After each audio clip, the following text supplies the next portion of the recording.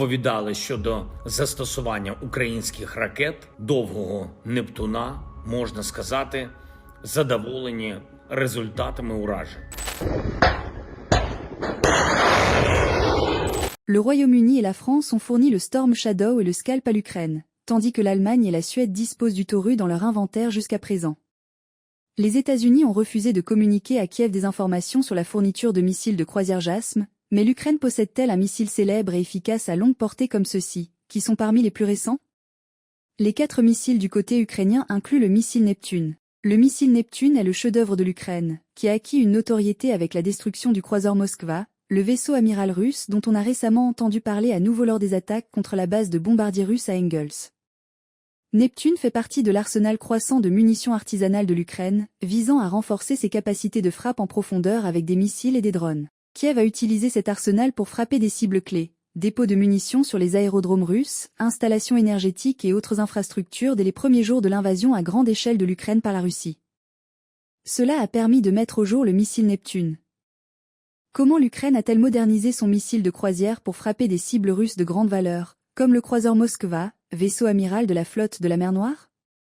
Ce missile a également été utilisé pour attaquer des batteries de défense aérienne de pointe et des terminaux pétroliers. Aujourd'hui, une nouvelle variante de ce missile émerge. L'Ukraine a développé une version améliorée de son missile de croisière Neptune pour des frappes à plus longue portée, élargissant ainsi son arsenal de frappe en profondeur.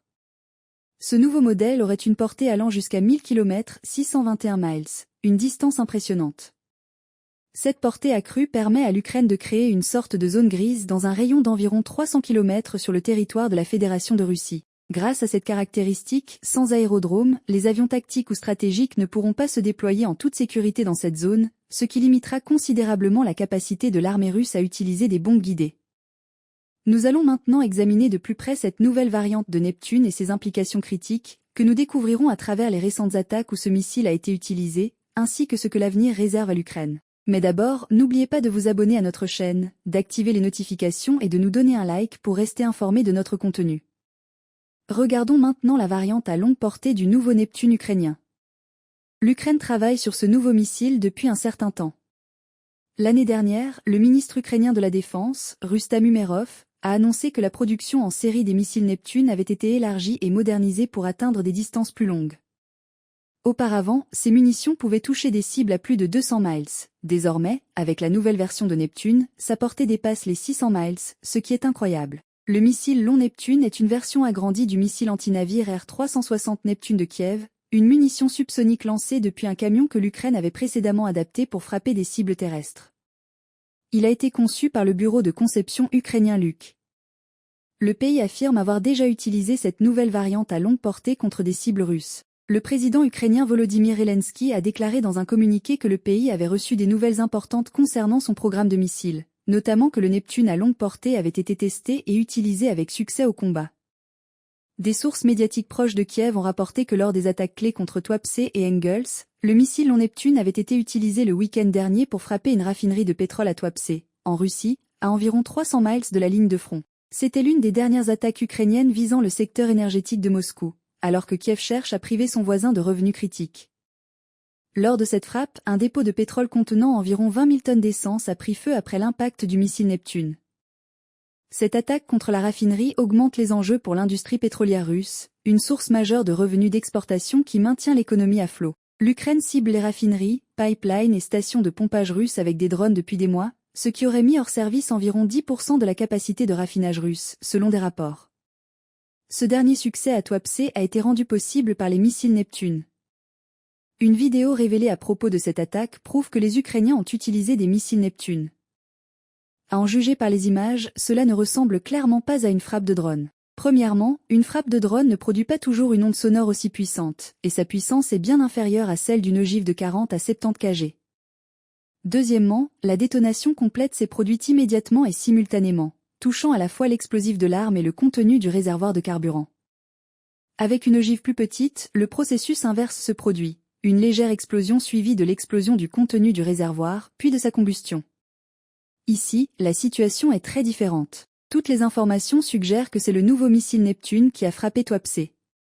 Ce nouveau Neptune semble avoir effrayé les Russes. Selon le porte-parole de la marine ukrainienne, le capitaine de 3e rang Dmytro Pletanchuk, aucun navire russe n'a été vu déployé en mer Noire pendant plusieurs jours. La dernière fois que ce missile a été utilisé, comme mentionné, c'était contre la base de bombardiers russes à Engels. Les Ukrainiens auraient également utilisé des missiles Neptune là-bas, bien qu'aucun détail officiel n'ait été publié concernant le long Neptune. Ce missile est vraiment unique. Premièrement, l'Europe ne dispose pas d'armes de fabrication locale dans une classe similaire. Deuxièmement, contrairement au long Neptune, au Storm Shadow ou au Tomahawk américain auquel il a été comparé, Neptune peut être lancé non seulement depuis la mer ou les airs, mais aussi depuis une plateforme terrestre. Troisièmement, Neptune peut accomplir les rôles prévus pour l'attaque ou le Storm Shadow sans nécessiter l'autorisation des partenaires pour son utilisation. De plus, selon des informations récentes, le bureau de conception Luke, basé à Kiev, a commencé le développement du missile long Neptune fin 2023. À l'époque, le vice-ministre ukrainien de la Défense, le lieutenant-général Ivan Avrilyuk, a signalé que des travaux étaient en cours sur une nouvelle modification du missile Neptune, mais il a refusé de donner plus de détails. Un an plus tard, nous voyons maintenant le long Neptune ukrainien être utilisé avec succès au combat. Roman Svitan, colonel de réserve des forces armées ukrainiennes, explique qu'il est techniquement possible que Neptune dépasse une portée de 1000 km. Dans sa configuration de base, le moteur fonctionne sans problème pendant 1 heure, permettant au missile de voyager à une vitesse de 850 km/h. En ajoutant plus de carburant, le missile est également équipé d'un système de guidage inertiel et d'une tête chercheuse radar capable de détecter des cibles à une distance d'environ 20 km, ce qui le rend vraiment unique.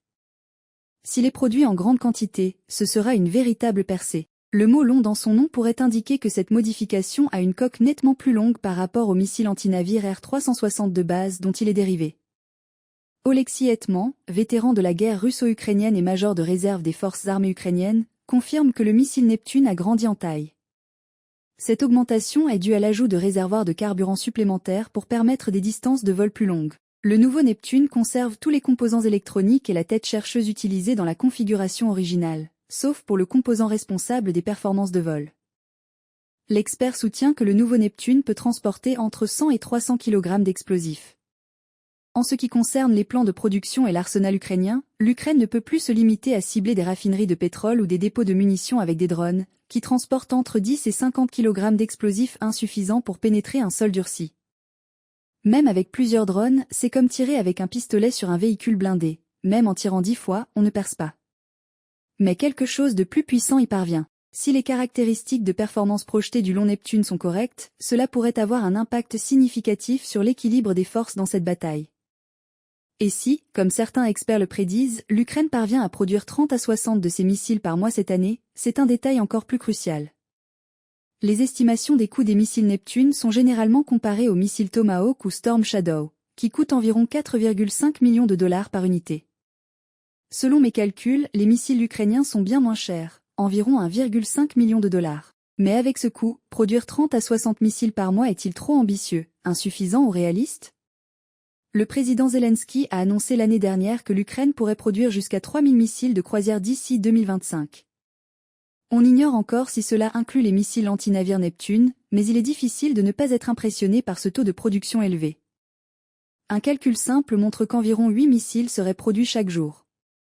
Si l'Ukraine atteint effectivement ce taux, cela deviendra un facteur sérieux pour dissuader l'agression russe. En comparaison, la Russie est capable de produire environ 1 ou 2 missiles de croisière calibre par jour, soit 30 à 60 missiles par mois, et environ 365 à 700 missiles par an. La production des missiles Kh-101 suit un rythme similaire, ne dépassant pas de missiles par jour. Même en combinant les taux de production des calibres et Kh-101, cela ne dépasse pas environ 1400 missiles par an, soit moins de la moitié du taux annuel ukrainien de 3000 missiles. Cette production à grande échelle pourrait radicalement changer l'équilibre des forces. Avec cette production de missiles, surmonter les défenses aériennes russes devient possible. L'aile ukrainienne ne se contentera pas d'égaliser le nombre de frappes de missiles, mais représentera également une menace sérieuse pour l'infrastructure de combat russe. Interrogé sur la capacité de l'Ukraine à produire 30 à 40 missiles Neptune par mois, Anatoly Krepchinski a déclaré que, compte tenu des capacités actuelles de l'industrie de défense ukrainienne, ce taux de production est assez réaliste. Cependant, il a noté que l'approvisionnement en composants reste une préoccupation majeure, notamment les moteurs, les systèmes de navigation et autres éléments critiques. Théoriquement, produire davantage de missiles est possible, mais assurer la livraison en temps voulu de tous les composants nécessaires reste un facteur limitant. Une autre considération est le nombre de lanceurs, c'est pourquoi la coopération internationale est essentielle. En Europe, Neptune est le seul missile de surface existant avec une portée allant jusqu'à 1000 km, pouvant être lancé depuis des plateformes terrestres, maritimes et aériennes.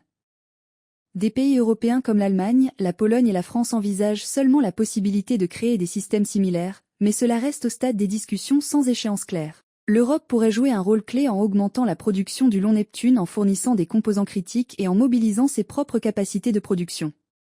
Une coopération ouverte dans les technologies de défense pourrait permettre à l'Ukraine et à ses partenaires européens de répondre pleinement à leurs besoins stratégiques en matière de drones, de véhicules aériens et d'armes de précision. Selon les experts, les avantages technologiques de Neptune surpassent le missile russe Onyx et sont plus prometteurs que le Tomahawk américain. Le missile R-360 du système ASCM Neptune présente une conception multifonctionnelle moderne, fondamentalement différente du Tomahawk américain. Neptune a été créé pour être lancé depuis diverses plateformes, terre, mer et air, tandis que le Tomahawk est principalement lancé depuis des plateformes aériennes ou maritimes dans certaines modifications. Impact sur la flotte de la mer Noire et les cibles terrestres. Après l'annexion illégale de la Crimée par la Russie en 2014, il était évident que l'Ukraine, en tant que pays maritime, avait un besoin urgent d'un système de missiles anti-navires indigènes. À l'époque, l'Ukraine ne disposait que de vieux missiles Rubin de l'ère soviétique, principalement déployés en Crimée, qui sont tombés entre les mains russes après l'occupation de la péninsule. Neptune est apparu comme une réponse à ce défi. Mais même avant la fin de son programme de test, il a fait face à une vague de critiques de la part de certains experts qui insistaient sur le fait que l'Ukraine devrait se concentrer sur l'achat d'équivalents étrangers. Ce contre-coup a retardé l'achèvement du programme Neptune. Ce n'est qu'en 2022 que le système Neptune a révélé son énorme potentiel. Nous avons mentionné que ce missile est devenu l'un des pires cauchemars de la Russie. Le missile R-360 a toujours suscité des inquiétudes en Russie en raison de ses hautes performances. Il est nettement plus efficace que la plupart des missiles de croisière subsoniques russes et résiste à l'interception par les défenses aériennes russes. Cela a été confirmé au Cap Tarankut en 2023 et auparavant, lorsqu'il a coulé le vaisseau amiral de la flotte russe de la mer Noire, le Moskva, en avril 2022. Plus tard, il a été déployé pour frapper des cibles terrestres russes, comme le système de défense aérienne S-400. L'attaque de Tarankut en 2023 a de nouveau confirmé ce fait.